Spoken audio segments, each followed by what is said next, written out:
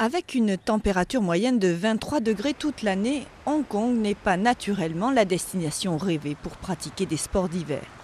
Pourtant, il existe un endroit où l'air est toujours frais et où la compétition fait rage, la patinoire de Hong Kong. C'est ici, en 2005, que s'est déroulé le premier championnat d'Asie de hockey sur glace.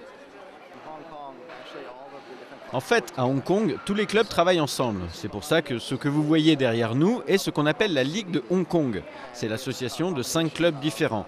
Tous les clubs existants en font partie.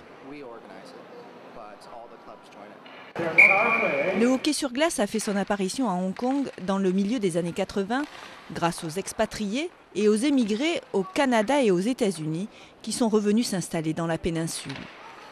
Aujourd'hui, ils sont un peu plus de 300 à faire glisser le palais sur la glace de Hong Kong et ne veulent pas en rester là.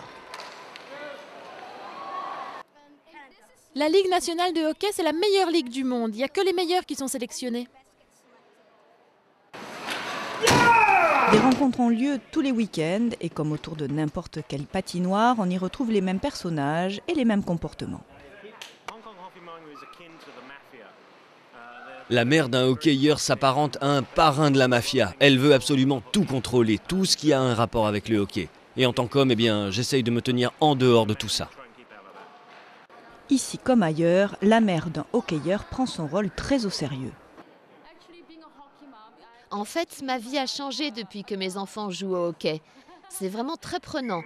C'est un engagement qui occupe toute ma vie. Nami a 2 petits hockeyeurs à la maison et elle passe tous ses dimanches du matin au soir à la patinoire. Avec un tel enthousiasme, Hong Kong pourrait bien un jour compter sur la planète hockey sur glace contre toute attente.